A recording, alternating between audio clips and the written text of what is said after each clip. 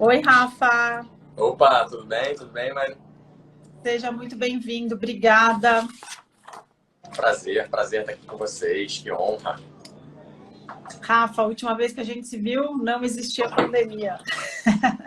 Já tem Foi lá tempo, naquele né? congresso em Foi São qual Paulo. evento? Foi num tribo? Foi num evento em São Paulo e agora eu vou esquecer o nome. Acho que foi no... No Nossa, não vou Alimente, lembrar. talvez? Tribo?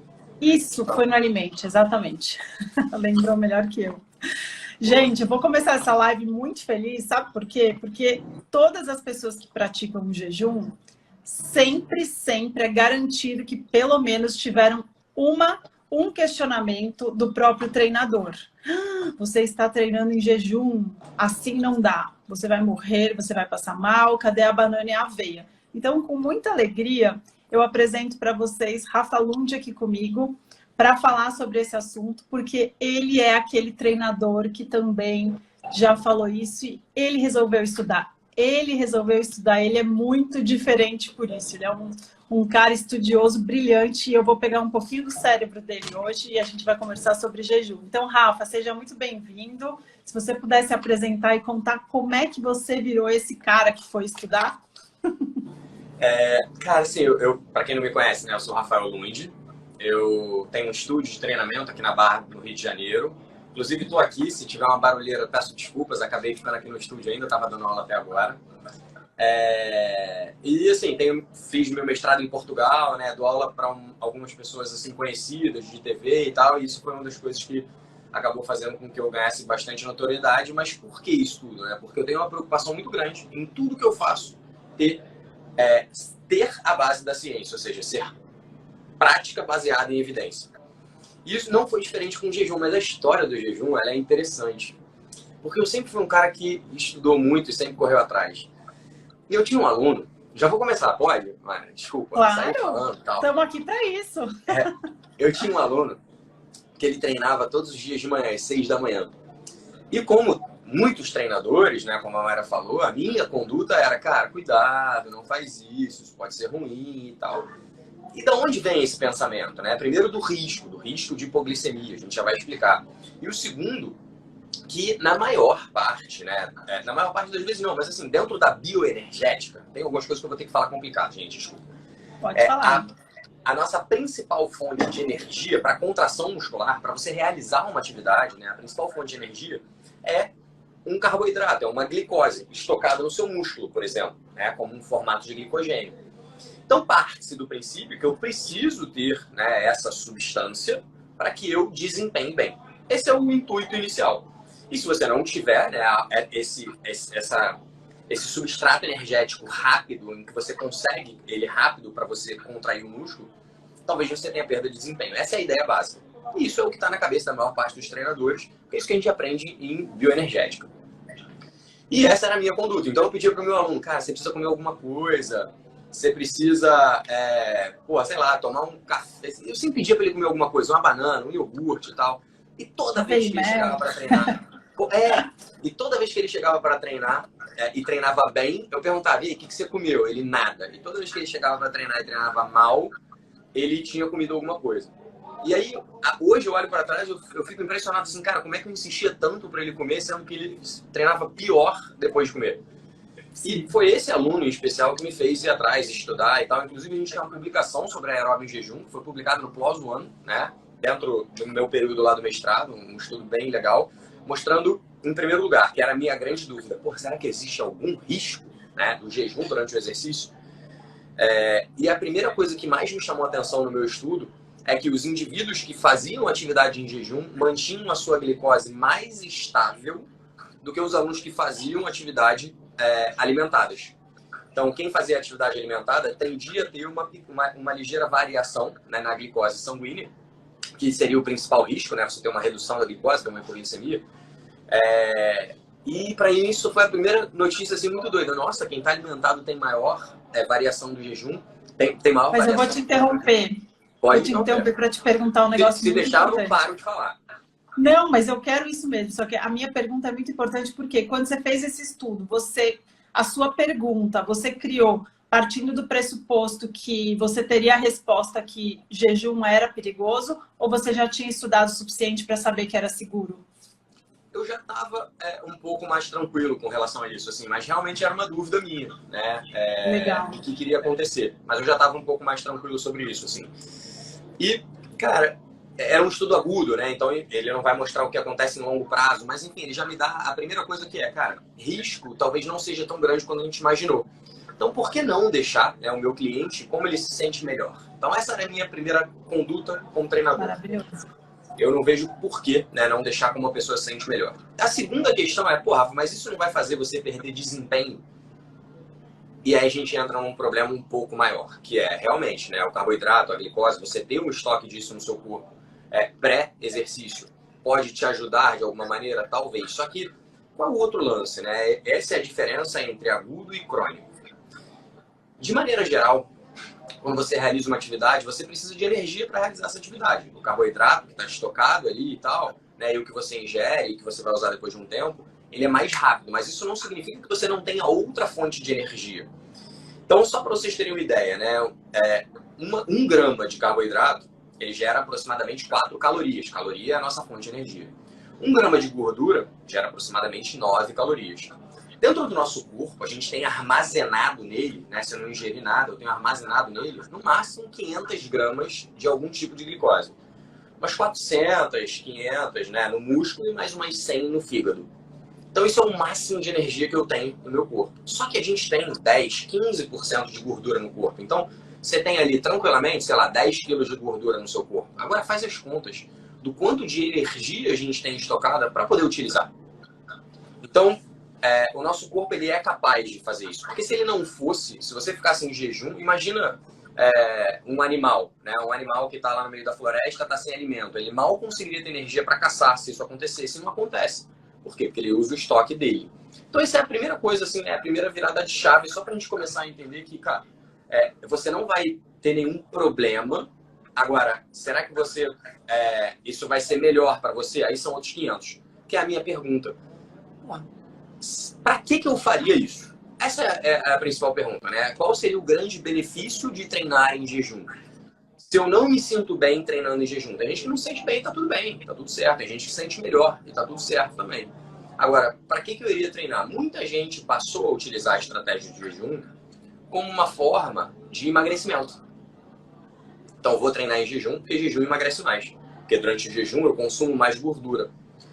O que é uma meia verdade. Por quê? Só o fato de você fazer exercício em jejum não significa que você vai emagrecer. No seu dia inteiro, o exercício é 1 hora, é meia hora.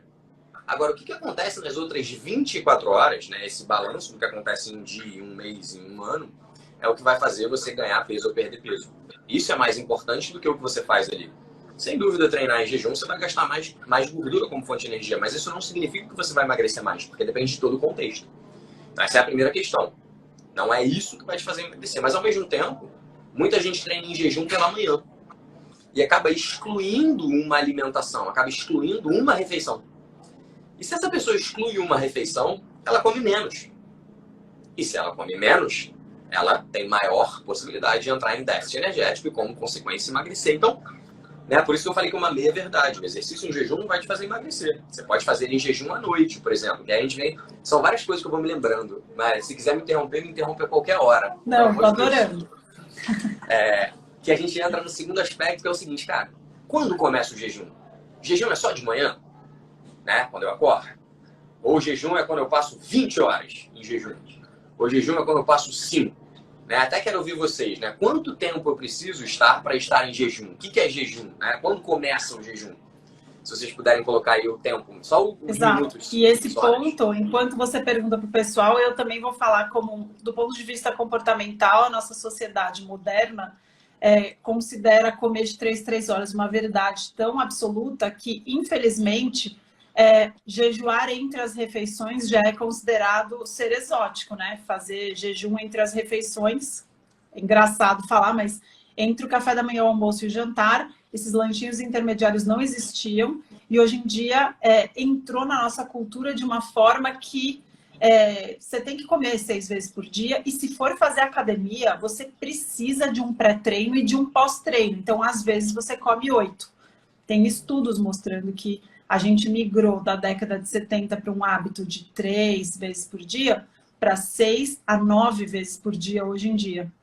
Então, não é à toa que a gente está virada nesse acúmulo de não parar de comer o tempo inteiro. Então, aí a resposta de quantas horas depois do jejum fica até diferente, né? A gente pode falar do ponto de vista fisiológico ou do ponto de vista comportamental, porque aí se a gente for falar comportamental é até menos do que o estado absortivo, né? Você já até respondeu.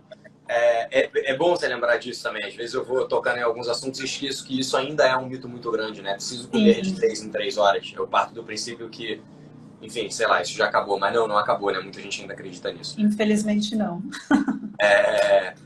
E aí, enfim, tô vendo aqui a galera responder 12 horas, 16 horas, 20 horas. Cara, olha que louco, assim, né? Não tem como você definir um tempo específico.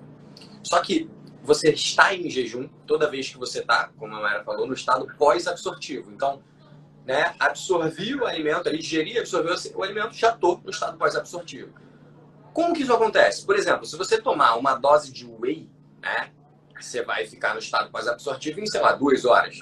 Se você comer uma feijoada, você vai levar muito mais tempo para entrar no estado pós-absortivo. Então, é sempre que você está no estado pós-absortivo. Em média, a gente vai colocar aí uma média de 4 ou 5 horas, seu corpo já está, né, nesse momento pós-absortivo.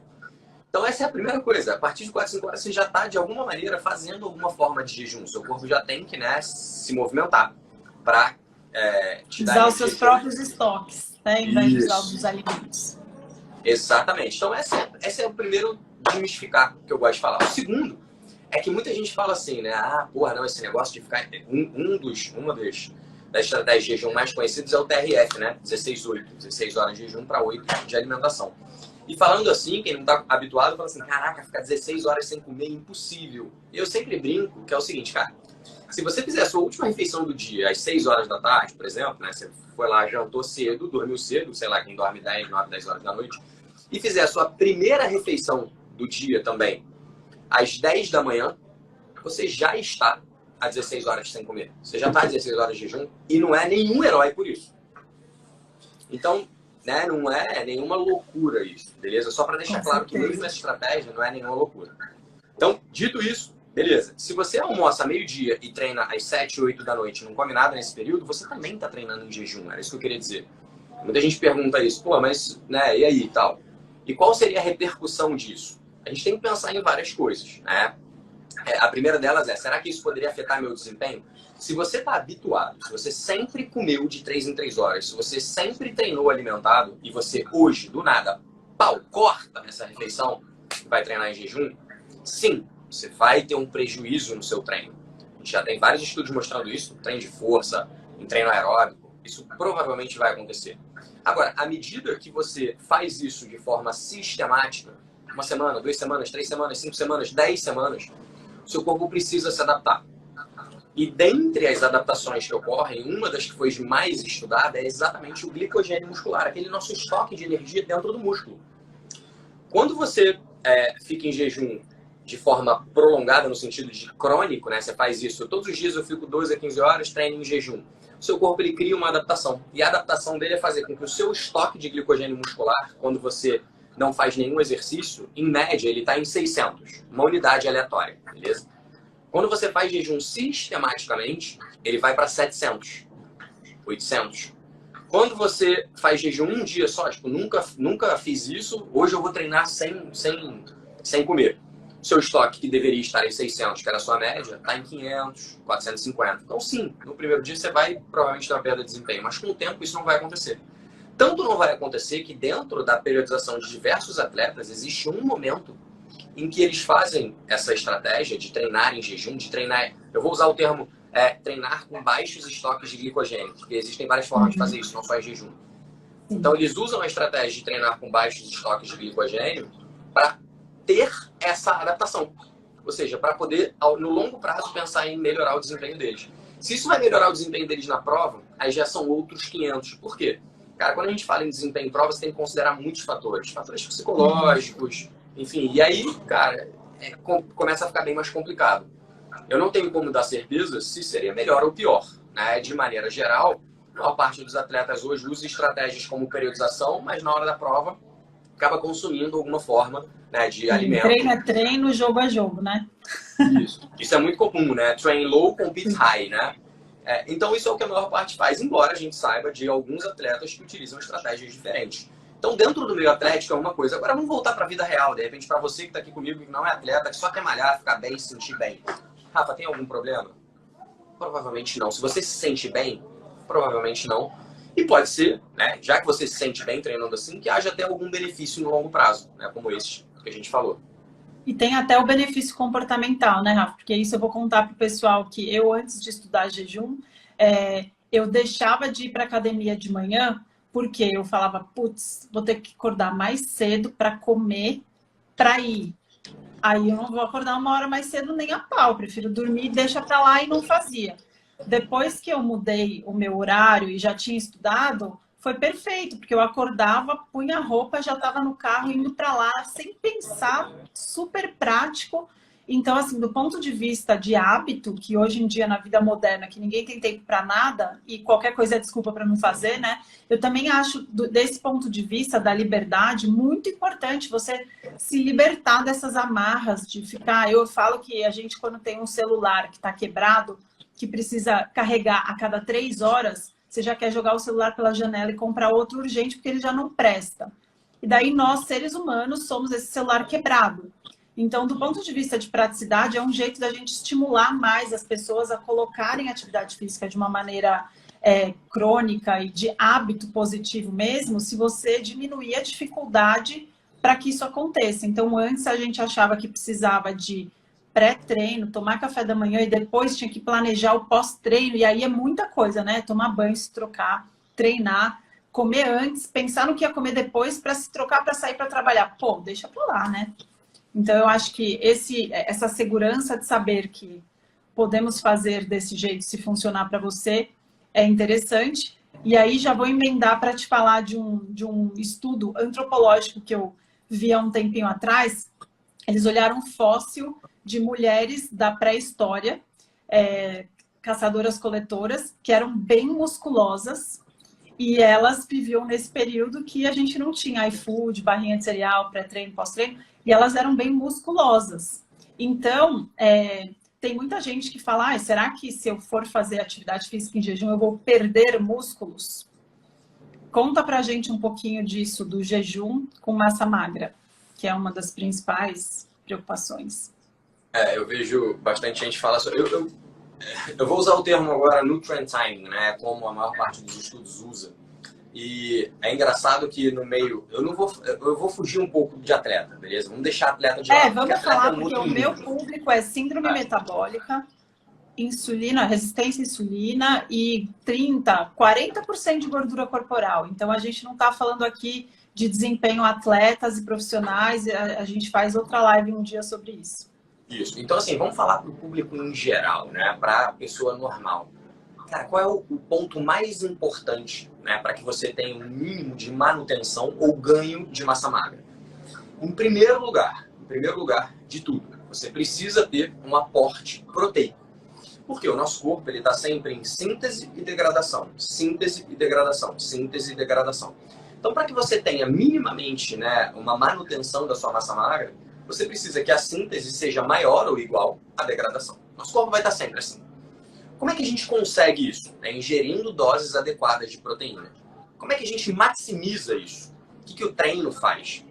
O treino não só aumenta também a sua síntese de forma aguda, mas ela faz com que a sua base de síntese vá aumentando cada vez mais à medida que você treina. Então a gente tem um aumento significativo, né, da sua síntese basal, aquela que você está parado, não está fazendo nada e tal. Isso é o que o treino faz, quando você ganha músculo. Então, ao longo do tempo, você tem essas duas coisas. Você precisa do estresse mecânico, né, para aumentar a sua síntese proteica de forma aguda e de forma crônica. Você precisa de um aporte proteico para sustentar aquilo. Quando eu uso o termo nutrient timing, a grande questão será que eu preciso consumir proteína logo após o treino? Será que eu preciso ter proteína aqui, ali ou acolá e tal? Assim, de maneira geral, se você tiver um aporte de proteína mínimo e você distribuir ele ao longo do dia, é óbvio que isso vai ser interessante. Mas para 99% das pessoas, que é o que a gente está falando, ao invés de a gente criar uma barreira, a gente quer criar uma facilidade. Qual é a facilidade? Cara, se você conseguir consumir a quantidade de proteína que você precisa ao longo do dia, seja como ele vai estar distribuído, você já vai ter grande benefício. E a comparação entre fazer o que a gente chama de pulse feeding, né, que é você fazer assim, ou você ingerir 1 a 2 refeições só de proteína, é praticamente nula. Ela é inexistente em vários estudos.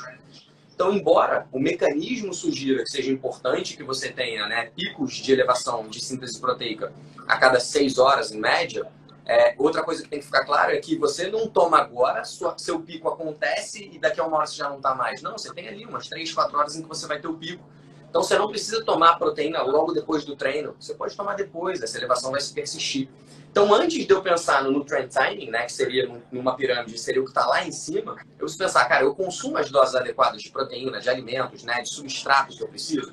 Consumo. Eles estão dentro, né, daquilo que eu preciso ao longo do meu dia? Então, eu estou realizando o treino da maneira adequada? Tô. Porque a galera quer olhar lá em cima, né, ela quer pular vários degraus, mas ela não faz o básico, a base. Né? Então, antes de você olhar para o detalhe, olha para a base. A base é consumir quantidades adequadas de proteína, tá? Com o balanço proteico, né, assim, favorável e o balanço energético também para o que você quer. Né? Cada um quer uma coisa. Algumas pessoas querem melhorar a massa magra mais do que reduzir gordura, outras querem mais reduzir gordura.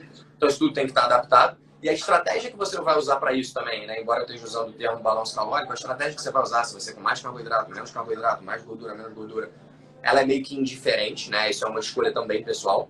Mas mais importante é a base. Preciso treinar bem, preciso consumir doses mínimas de proteína e energia e micronutrientes também, né? Não só proteína e caloria. A gente não vive só de carboidrato, gordura e proteína. Então essa é a base. Depois que você faz a base boa, dificilmente não é isso que vai te dar resultado para 99% das pessoas. Para aquele 1%, de repente um atleta, alguém que quer uma hipertrofia máxima, talvez esse cara tenha um benefício, talvez. Essa pessoa... E aí procura ajuda, né, Rafa? É diferente orientações gerais para a gente que está falando aqui para o público comum, que quer emagrecer e ter saúde, é muito diferente do que falar para um atleta que precisa de uma periodização específica, né? Só que é muito comum também, eu entrei na academia para ganhar massa magra, aí a pessoa fala, eu já estou tomando whey protein todos os dias. Aí você pergunta, tá, mas e o treino? Mas tô indo 1, 2 vezes na semana de vez em quando. Então, assim, o Rafa falou da base, gente. Você comer proteína, você não vai brotar massa magra, você não vai hipertrofiar naturalmente porque está comendo mais whey protein. Você precisa exercitar esses músculos, né, Rafa? Eu gravei esse vídeo hoje, cara, incrível você falar nisso. Eu uso uma relação que é o seguinte.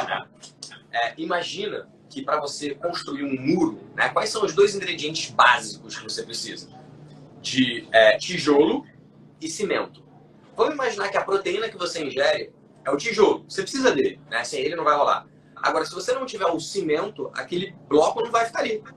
Então, o que é o cimento? É o treino. O que é o tijolo? É a proteína? Você precisa das 2 coisas. Você precisa ter o estímulo mecânico, né, para que o seu músculo tenha o desafio suficiente para que ele queira se adaptar para crescer. E você precisa ter o aporte proteico, né, para que aquele desafio que você gerou nele, né, a maneira mais simples de pensar nisso é você quebrou e você precisa reconstruir. Não é exatamente isso, mas essa é a maneira mais simples da gente pensar. Você quebrou e quer reconstruir agora maior. Então você precisa ter a proteína para encaixar lá, mas você precisa do treino para ter a argamassa. Então basicamente é isso. Então eu concordo plenamente com você, né? A galera começa a treinar, isso é muito comum, eu ouço isso muito, né? Eu tô aqui no estúdio, eu ouço isso muito. Imagina. Comecei hoje, o que eu posso tomar? Aí eu falo, olha, agora que a gente terminou o treino, pode ficar à vontade, você pode tomar banho. Banho é legal, pós-treino. E é uma loucura isso, né? As pessoas querem. E realmente, se você não tiver a base bem feita, antes de você falar em qualquer tipo de suplemento, né, para utilizar, cara, você tá fazendo o mínimo, né? Tá se alimentando direito e tá fazendo o treino direito. Porque se você não estiver fazendo nenhuma dessas 2 coisas, mais uma vez, naquela nossa pirâmide, o suplemento tá lá em cima. O suplemento não faz milagre. Não faz. É igual aquelas pessoas que fumam e gastam muito dinheiro com cremes antioxidantes para a pele. Que é um estímulo pior para fritar as suas células e te fazer envelhecer muitos anos de uma vez do que o cigarro. Aí você vai ficar gastando com creme. Não que o creme, né? Às vezes ele pode fazer sentido numa pessoa que já limpou a base, que já deu conta dela. Rafa, falando sobre o treino ainda. É muito importante para a pessoa que começa a treinar, né? Primeiro, perder o medo. Então, falando de medo, o primeiro medo a gente já falou, né? Da hipoglicemia. O segundo, a gente falou da massa magra. O terceiro, eu ia até te perguntar sobre isso do jejum, porque eu tenho pacientes que fazem jejum prolongado, né? E aí, uma das minhas principais orientações são: não deixe de treinar especificamente durante o jejum prolongado. É um estímulo mais difícil, parece que eles tolera-se menos atividades aeróbicas e a musculação é mais tolerável. Eu geralmente oriento, inclusive, que o paciente tenha um descanso maior e que ele não faça bisets, que ele faça tipo os treinos separados. Eu não sei falar normal, não sei falar na sua linguagem, não. Mas eu queria saber de você, você costuma ter, sei lá, clientes que fazem jejum prolongado? Você já teve que orientar alguém com 30, 40 horas de jejum? Você mesmo já treinou com horas prolongadas? Não, eu treino em jejum, né, de manhã. Para Sim. mim faz muito mais sentido também, porque eu treino muito cedo e aí é muito mais prático. Eu só acordo, escovo o dente e vou. Então não preciso me preocupar com o que eu vou comer, chego lá e treino. O meu treino eu treino força alguns dias, crossfit outros dias. Então, ou seja, eu faço atividade de alta intensidade nos 2 dias. Um pensando em força, o outro pensando em alta intensidade, né, de treino cardio. 2 pontos, né? O primeiro, você tem alguma prática em relação a pessoas que fazem jejum prolongado? Não, aqui no estúdio a gente não atende tanto esse público. A gente atende aqui algumas pessoas que fazem jejuns, mas jejuns de 16, às vezes 18 Janela horas. restrita mesmo. Tá. No máximo, jejum de 24 horas, né? A pessoa almoça no dia, almoça no outro de novo. Não tenho prática com isso. E desconheço estudos que avaliam isso, né, de forma mais prolongada. Tipo, treino a cada, sei lá, sendo que a pessoa está com 40 horas de jejum. Mas a gente tem, 2 pontos assim que eu acho importante comentar, né? A pessoa que se sente bem, se sente confortável em ir aumentando o seu jejum, normalmente não é um problema para ela, porque existe uma elevação significativa de algumas catecolaminas, adrenalina e tal. Normalmente não é um problema para ela realizar tarefas curtas de intensidade alta. Concordo com você. Por quê? Né? Porque você sempre vai ter algum estoque de glicogênio no seu músculo. Sempre. O seu estoque não vai diminuir. Você sempre vai ter que ter alguma coisa. Só que fazer atividades que demandem mais do sistema da via glicolítica, que a gente chama, né? Ou seja, que eu vou exigir muito mais de um conjunto que é um pouco de oxidativo, um pouco de glicolítico, tende a ser o mais extenuante para essa pessoa. Inclusive, estudos com alguns atletas de endurance, já mostraram que o tempo de prova diminui, já mostraram algumas coisas assim, o que inclusive, são os estudos usados para dizer que você não deveria fazer uma prova em jejum tão prolongado. Mas lembrando, né, não são estudos crônicos, a gente não sabe o que vai acontecer depois de um tempo fazendo isso. Então, eu não tenho, né, muita prática. Acredito que se a pessoa se sente bem e faz sentido para ela fazer isso, né? Segunda coisa, eu não gosto muito dessa competição que a galera faz, né? Às vezes na competição. Eu não curto muito isso. Fiquei 30, 50, 60. Cara, se você tá fazendo por você e tá te fazendo bem, beleza. Agora, né, não vai ficar competindo aí por isso. Então, assim, nesse caso, eu tenho poucas respostas. Tá. Não, só por curiosidade, a gente tem alguns estudiosos aí que fazem o próprio biohacking e por estudos mecanísticos só. A teoria no primeiro dia do jejum prolongado, você pode usar o exercício mais glicolítico para esvaziar logo seus estoques de glicogênio e acelerar a entrada em cetose. E aí, nos outros, você mantém com musculação só para ser um estímulo a mais para o músculo, não para ganhar massa em jejuns prolongados, porque a gente sabe que ganhar massa em jejum prolongado não é muito possível, mas só para manter o estímulo mesmo do exercício. Nas escolas de jejum prolongado na Europa, eles inclusive preconizam atividade durante todos os dias de jejum, justamente para ter esse estímulo aí, para o paciente não ficar parado, acamado, porque a gente sabe que ficar acamado e se sentir doente durante o jejum, parado, sem fazer suas atividades do dia a dia, pode sim aumentar a perda de massa. Então, você tocou num ponto importante aí, né? A gente acabou não tocando nisso, mas especialmente durante o jejum prolongado, é comum, né, a resposta do corpo ser ela não quebrar a nossa gordura de forma completa e gerar corpos cetônicos. E o corpo cetônico é uma maneira, né, que o nosso organismo encontrou de um pouco de se proteger disso. Então, a tendência é que quando você inicia no jejum, você tende sim a utilizar um pouco de proteína muscular para gerar energia para você. Você usa tudo que você tem disponível, tá? A gordura, a proteína do músculo e tal. À medida que você eleva a quantidade de cetose no sangue, a tendência também é que você tenha um bloqueio da utilização de proteína, né, como fonte de energia. Porque os corpos cetônicos, eles impedem, entre aspas, né, eles reduzem bastante essa ação proteolítica. Então isso tem um lado positivo, né, que é, inclusive, falando em mecanismo, é um dos mecanismos que sugere por que a dieta cetogênica poderia trazer um efeito positivo na hipertrofia, mesmo não tendo, né, o estímulo do carboidrato e etc. Então. Sim, então é importante, falando sobre isso, que a gente precisa de uma adaptação, né, do nosso corpo. Quando eu recebo os pacientes aqui no consultório, muitos já chegam falando, eu quero fazer jejuns longos e tal. Eu falo, mas espera aí, quanto que você já fez? E eu sempre uso a analogia do treinador físico, porque eu falo, poxa, ninguém chega na academia no primeiro dia de treino e fala, quero levantar, sei lá, 150 quilos no supino. Ninguém chega e pede um negócio absurdo desse professor se estava há, sei lá, 1 ano sem treinar. A gente precisa de uma adaptação. O jejum é um estresse tanto quanto o exercício físico. Então, a gente precisa ver aonde a pessoa está e como que ela pode progredir. Então, o que você costuma orientar para, por exemplo, um aluno que começou a praticar o jejum intermitente logo no começo, na janela restrita? Você costuma diminuir a quantidade da intensidade do exercício?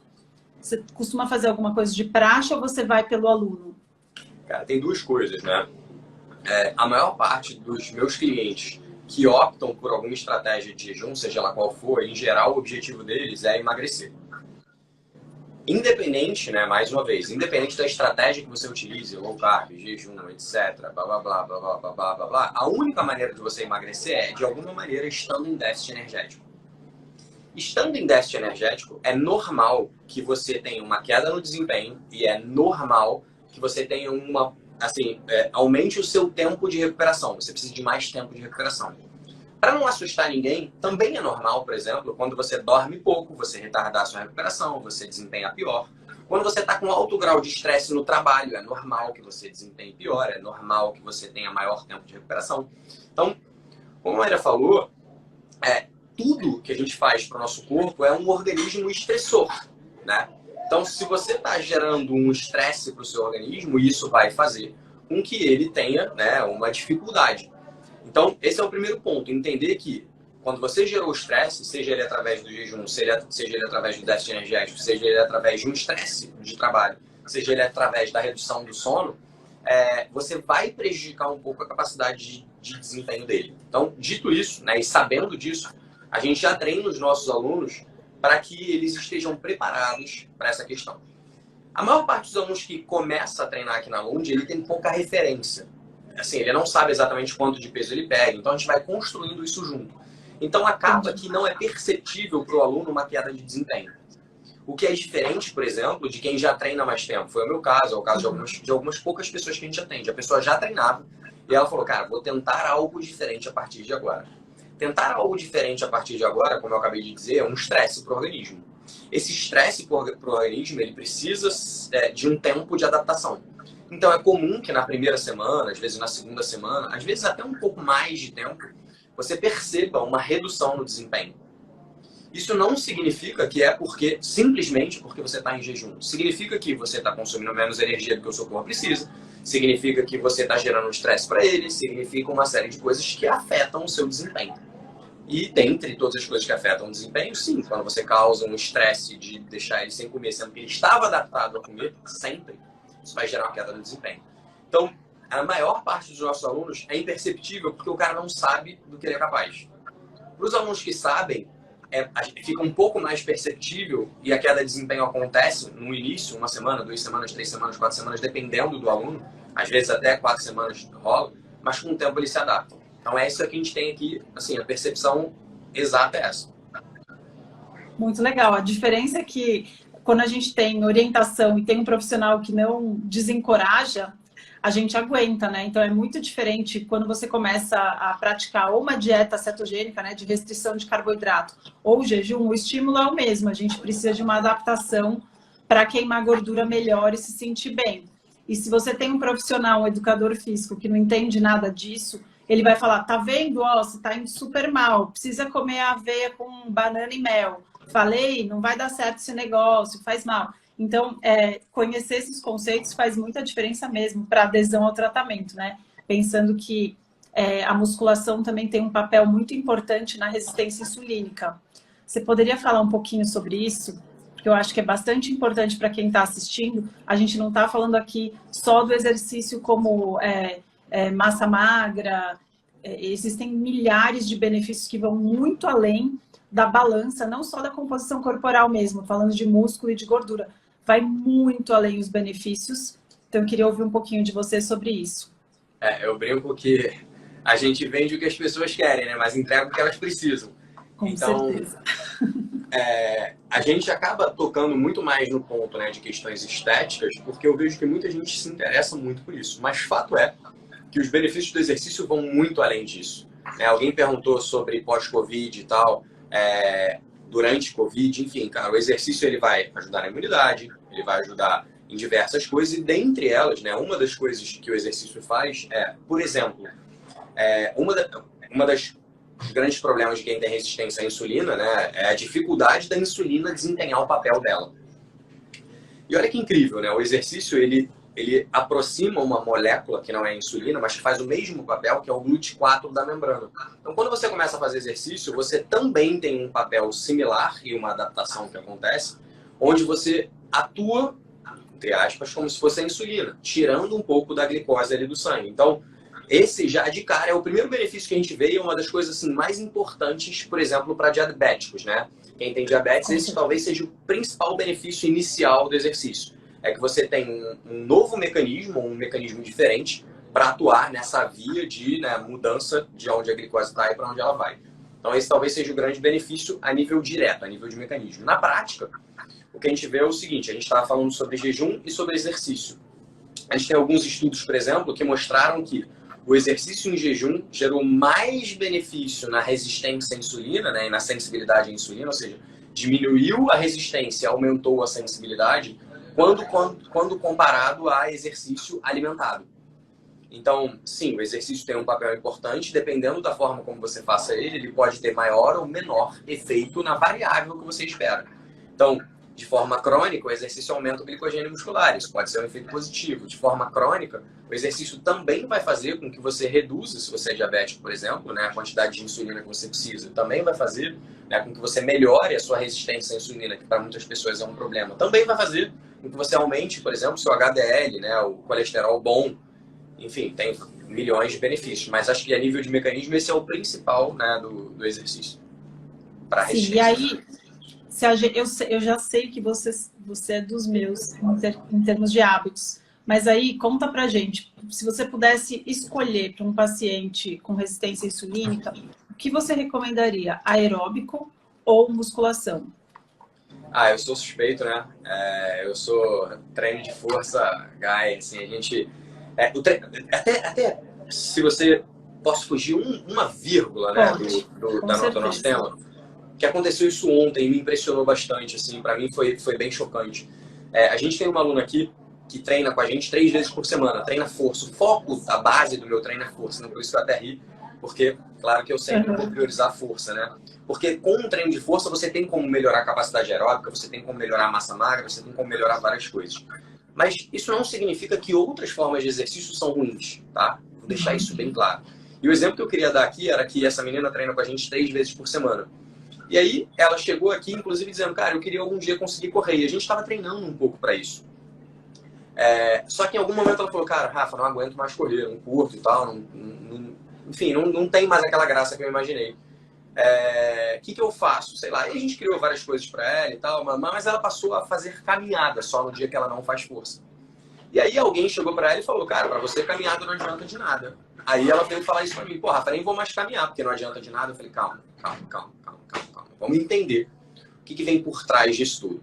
Uma coisa é dizer para você que é relativamente jovem, né, saudável, que já conseguiria correr, fazer só caminhada, que é o benefício talvez seja menor, embora seja melhor do que não fazer nada. E dizer para você que entre os dias que você faz força, você fazer alguma atividade de baixa intensidade, como a caminhada, numa intensidade que você vai estar em zona 2, zona 3 para ela, é ruim. Não, isso vai ser ótimo, isso vai ser maravilhoso. Então, são questões diferentes. Quando eu digo que eu gosto muito do treino de força e que eu priorizo ele dentro dos meus programas de treinamento, é porque eu uso ele para também melhorar a sua capacidade cardiorrespiratória, utilizando, né, mecanismos que a gente consegue. Isso não significa dizer que o cardio é ruim.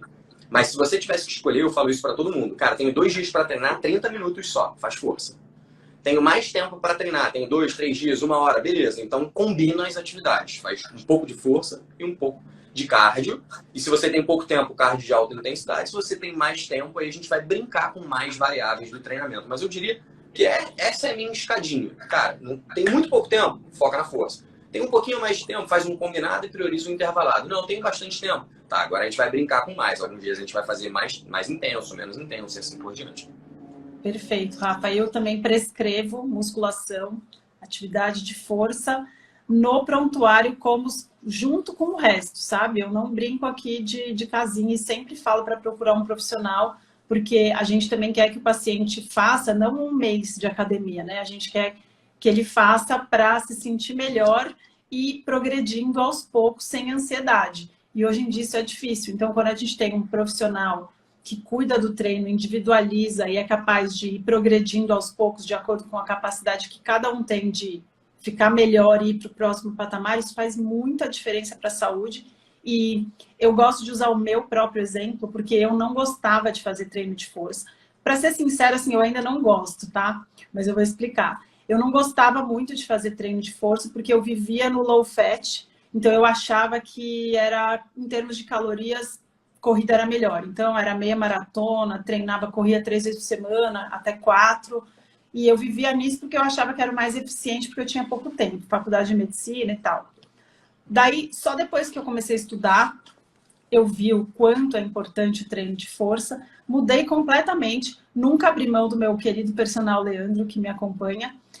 Faz muita diferença. Primeiro, a gente diminui a barreira. Então, para quem não gosta de musculação, ter que saber o nome dos aparelhos, ter que lembrar das suas cargas e a regulagem é uma dificuldade grande, uma barreira grande para você começar um hábito que talvez possa ser difícil demais para você. Quando você tem um profissional de saúde cuidando de você, um treinador, ele já facilita tudo isso para você e quanto mais fácil é o começo, maior é a chance de virar hábito.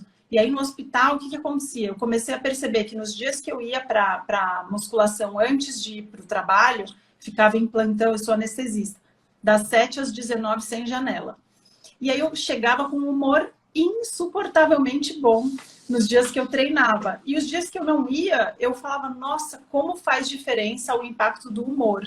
Então, é muito importante quando a gente começa a treinar, não esperar a coisa errada do exercício. E eu sei que você é um profissional que se destaca nisso também, pela sua capacidade de estudar e ir contra o senso comum. Então, quando a gente espera do exercício um emagrecimento gigante, a gente pode se decepcionar com ele se a gente não mudar a dieta. Queria saber a sua opinião, queria que você contasse para o pessoal o que esperar do exercício, o que esperar direito do exercício para continuar mantendo ele nos seus hábitos.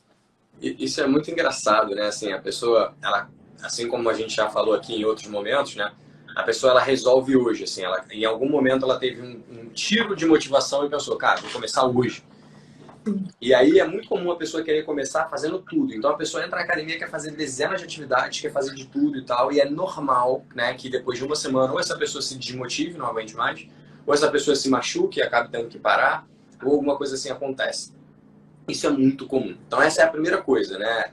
A gente tem que tomar cuidado com esse primeiro ímpeto das pessoas. E aí eu chamo que a gente tem aluno que é coleira e aluno que é chicote. Tem alguns que eu preciso segurar na coleira. Tem outros que eu preciso, né, dar uma chicotada. Então, enfim, a gente tem vários tipos de aluno. Então essa é a primeira coisa, né? Entender que são perfis completamente diferentes. A segunda coisa que eu vejo também acontecer é que muitas pessoas, né, que querem começar a fazer exercício, elas encontram uma barreira que cara, vou começar a fazer exercício, eu tenho que fazer tal modalidade. X, Y, Z. Tem que ser isso, tem que ser aquilo. Eu não gosto muito de rotular, embora eu seja o grande defensor do treino de força, eu acho que as coisas ela têm que ser progressivas, né? Eu brinco que tem que haver uma escadinha. A sua escadinha foi, comecei correndo, que era o que eu gostava, com o tempo percebi que o treino de força me fazia bem. Então essa é outra coisa que a gente vai fazendo também. Eu primeiro tento fazer coisas que o aluno goste e se sinta bem, porque isso vai gerar muito mais engajamento para ele. E depois eu vou colocando as coisas que ele precisa. Então eu uso sempre esse formato, né, e essa ideia, esse contexto que eu chamo de estágio de consciência do cliente, do aluno, que é entender em que momento ele está.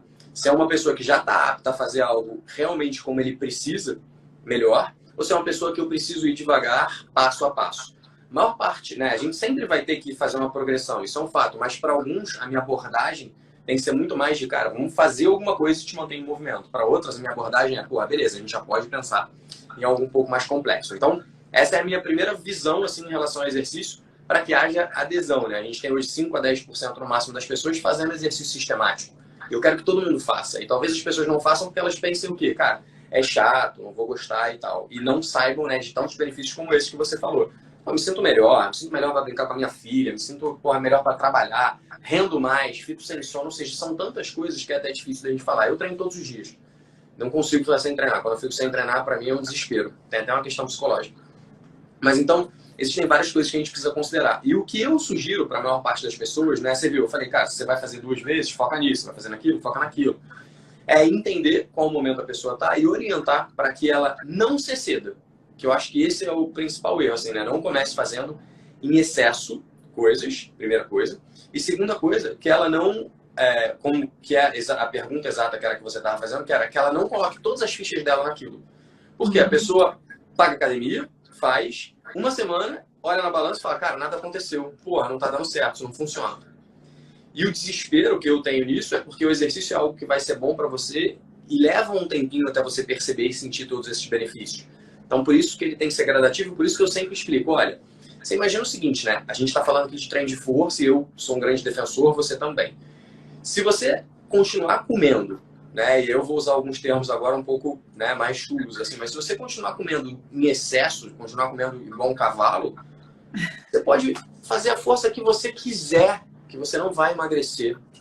Lembra, é uma questão onde você tem que consumir menos calorias do que você gasta. E é óbvio que existem vários mais nessa equação, tá? Existem vários mais, né? Existem vários mecanismos que eu tenho que me cuidar. Mas fato é que se você comer demais, não importa o quanto de exercício você faça, não vai emagrecer. Não importa qual é o exercício, não importa a intensidade. E aí a pessoa, ela vai... E eu já fui essa pessoa, por isso que eu me sinto confortável de falar.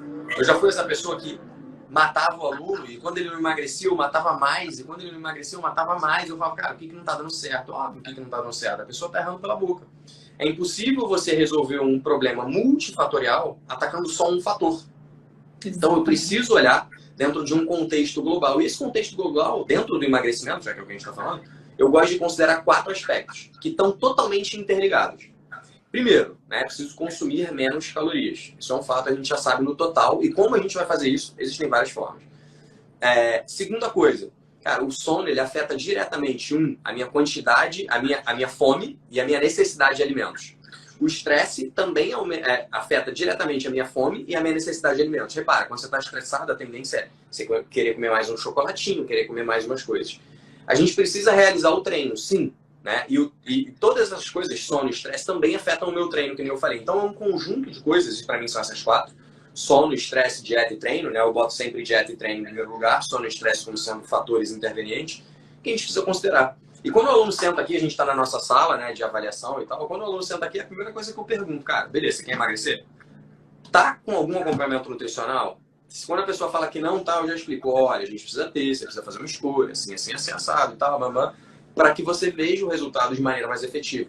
Então é sempre essa junção entre, cara, o que você vai fazer de exercício e o que você vai colocar pela boca. Não, é muito difícil, né? O termo que a gente tem num estudo clássico é You cannot outrun a bad diet. Exatamente, estava falando isso aqui na minha cabeça enquanto eu ouvia. Isso é um estudo clássico, assim, né? De 3 nomes grandes do treinamento, que é exatamente isso. Você não consegue correr de uma dieta ruim. Você consegue minimizar os problemas de uma dieta ruim através do exercício? Consegue, mas, porra, eu não sei nem por que se debate isso, entendeu? Vamos fazer a mudança no estilo de vida como um todo. Melhorar a sua alimentação, começar a fazer exercício devagar, de forma progressiva e desafiando o seu corpo. E, sem dúvida, os benefícios que você vai ver vão muito além, né, só do seu corpo. Vão muito além só do seu corpo. Sim, eu vou até puxar a sardinha para o seu lado e falar, poxa, Rafa, essa é uma academia do futuro, né? Se todas as academias a pessoa ouvisse isso na avaliação nutricional, a gente já estava em outro patamar. Infelizmente, é uma realidade que a gente está longe. Mas então vamos continuar falando um pouquinho mais sobre o jejum, porque a gente está chegando no fim da nossa entrevista. E eu quero ter certeza que todo mundo entendeu. Então eu queria recapitular um pouquinho só para ver se ficou fácil para todo mundo. Então, Rafa, você pode, se quiser, responder de uma forma mais, assim, na lata, para ver se todo mundo entendeu. Então, Rafa, treino em jejum emagrece mais? Só estar em jejum, não. Só o fato de estar em jejum não emagrece. Você precisa... É perigoso. É tá perigoso dentro de um treinar em contexto. jejum? Ai, desculpa, pode falar. Não. É perigoso treinar em jejum? Não, desde que você se sinta bem fazendo isso. A maior parte dos estudos mostra, mas tem gente que não se sente bem e tá tudo certo. Faça se você se sente bem.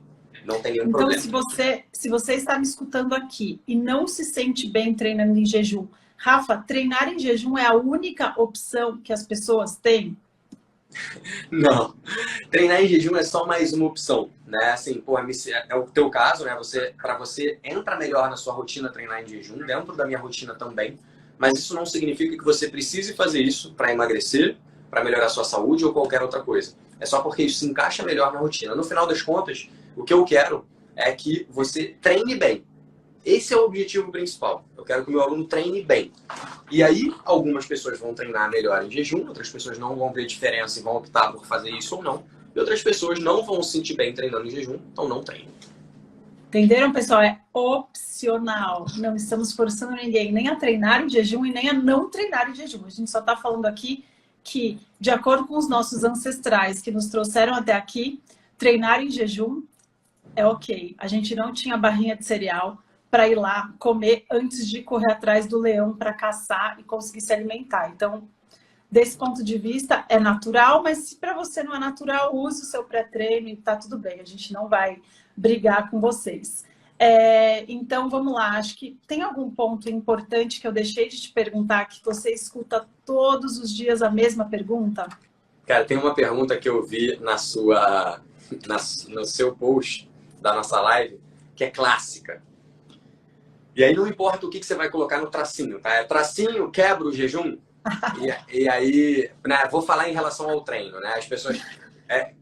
glutamina quebra o jejum, limão quebra o jejum, X quebra o jejum, não sei o que quebra o jejum. E a minha pergunta é, cara, você optou por fazer isso, né? Por alguma questão que está na sua cabeça, alguma questão religiosa ou simplesmente porque é como você se sente bem?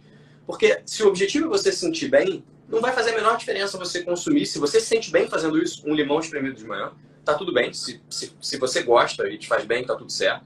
Se você se sente bem em consumir qualquer outra coisa de manhã para ir treinar, também não tem nenhum problema.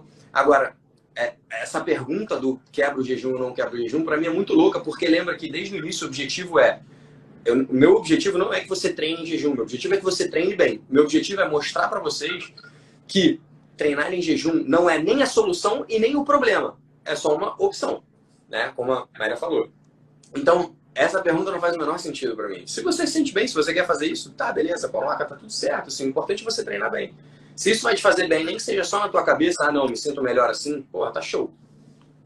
Exatamente. Acabaram de falar o post da boia do Bomeni, porque é verdade, se você treina bem tomando um óleo de coco, um MCT, você sente que rende mais, gente, usa. O objetivo é que você continue conseguindo trazer esse estresse o estresse bom, né? Eu gosto de falar que o jejum e o exercício, eles são dois estressores que te deixam mais forte, que é o sentido do antifrágil. Então, o que a gente precisa fazer é não deixar de colocar esse estresse de uma maneira regular, porque esse estresse é um estresse positivo e a gente sempre vai ficando mais forte se fizer.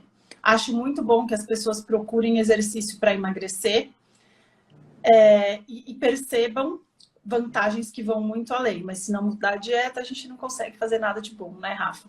Queria pedir para você contar para as pessoas como que elas te acham para treinadores físicos. O que você oferece no momento para que eles se capacitem como você? E como que as pessoas te encontram? Fala aí pra gente. Boa. Antes de eu responder isso, eu só queria dizer que o Dr. Rodrigo Bomeri é maravilhoso, eu amo ele. E esse post da boia dele fez uma virada de chave na minha cabeça absurda também, né? Porque tem algumas pessoas que precisam da boia para tirar os poucos. Sim, é super importante. E tem outras que não. Eu tava discutindo isso com a minha esposa, assim, eu sou um cara muito regrado. É para fazer? É para fazer. Não é para fazer? Não é para fazer. E tá tudo certo. Sim. Mas tem gente que precisa ir com calma, precisa de uma progressão. Então, Rodrigo, eu sou seu fã, eu vi que ele entrou e saiu aí alguma hora, não sei nem se ele saiu, mas Rodrigo Bomeri, segue ele, que ele é maravilhoso. Me segue também, que eu sou o Rafa Lund. Exatamente. Rafa Lund, ó, Lund aqui meu nome, Lund Trainers. A gente tem um estúdio de treinamento aqui na Barra, quem é do Rio, fica aí o convite para vir conhecer. Com a pandemia, a gente começou a prescrever treino para muita gente, inclusive quem não tem condição de vir aqui, né, que treina em outros lugares, em outros países, em outras academias. Então, a gente tem um sistema de treino agora que segue para várias outras pessoas. Isso é novo, Rafa, isso eu não sabia. É novo e a gente está expandindo de uma maneira muito legal. Assim, né? Eu precisei fazer isso com calma para fazer bem feito do jeito que eu acredito. Então, agora está de um jeito que assim, eu super acredito e faz muito sentido. Que é exatamente isso, é você olhar, colocar o cliente em primeiro lugar, né? O aluno em primeiro lugar, cara, o que funciona melhor para você, quais são as adaptações que a gente pode fazer. A gente vai se conhecendo cada vez mais, eu vou percebendo o que vai ser melhor para aquele cliente. Então, isso funciona hoje. Assim, né, muito da minha formação, por ter criado o estúdio, por ter quase 20 profissionais trabalhando aqui comigo, eu comecei a orientar profissionais. Então, hoje a gente tem um curso que, aqui para o estúdio, né, para quem trabalha comigo, é um curso que eles recebem, mas é tudo que eu ensino dentro aqui do estúdio para que os meus profissionais tenham uma visão de treinamento diferente. Uma visão que coloca o cliente em primeiro lugar, mas prescreve o treino totalmente baseado em evidência. E baseado em evidência não é seguir um estudo científico assim. É você considerar, sim, o cliente, o contexto dele, a nossa experiência em campo e o que existe de ciência junto. Então, o meu curso, né, para profissionais é muito baseado nisso. Em tudo que a gente encontra aqui todos os dias. Por isso que ele é muito prático. E numa formação de centenas de profissionais, né, de todos os profissionais que estão aqui, fora os que já fizeram o curso, que é bem voltada para isso, né, colocando o cliente em primeiro lugar. Tudo está no Rafa Lund. Rafa Lund. Genial, genial. Segundo lugar, generoso, porque de verdade poder compartilhar isso com mais profissionais para que eles também atinjam mais pacientes, mais clientes, né? É de extrema generosidade. Eu te desejo assim todo o sucesso do mundo. Acho que só o que a gente pode fazer é compartilhar mesmo, porque é muito importante diferenciar um cientista que só vive publicando artigo de uma pessoa que tem skin in the game. E o Rafa, ele nunca deixou a prática. E eu acho que a gente tem que respeitar muito mais os profissionais que têm esses dois. Lógico que os cientistas têm o seu valor, né? Óbvio. Mas quem tem essas duas visões e consegue unir e conseguir ainda distribuir, isso é incrível e a gente tem que valorizar. Então, Rafa, parabéns mesmo pelo seu trabalho. É um prazer. Muito obrigada por ter aceitado essa live. Fico muito feliz. Eu sempre elogio o seu trabalho e te indico para os profissionais que eu conheço, para os treinadores. Então, muito sucesso para você aumentar ainda mais, né? Porque você já é um sucesso. Parabéns. Muito obrigada por ter aceitado essa live. Obrigado, eu que agradeço, foi maravilhoso. Eu confesso que eu falo demais, peço desculpa se eu me excedi, não deixei você falar. Mas, pessoal, espero que vocês tenham curtido. A ideia aqui era, né, mostrar que o exercício não precisa ser um bicho de 7 cabeças, é algo simples. Você precisa se movimentar com uma intensidade que te tire da sua zona de conforto. Esse é o primeiro ponto. Depois a gente vai pensar, né, no que vai ser melhor para você. Mas, antes de tudo, você tem que treinar numa intensidade que te tire da sua zona de conforto para que você se adapte, melhore e consiga ter todos os benefícios de brincar com a sua família, de parecer melhor, de ter mais condicionamento para fazer tudo que você nem imaginou, de carregar coisas, enfim, de fazer tudo. Esse é o papel do exercício. E ele tem que ser feito em um longo prazo. Não adianta fazer uma semaninha. Então, encontre algo que seja prazeroso. É isso aí, gente. Muito obrigada, Rafa. Beijo para todos. E sim, a live vai ficar salva no YouTube. Beijinho, Rafa. Tchau, tchau.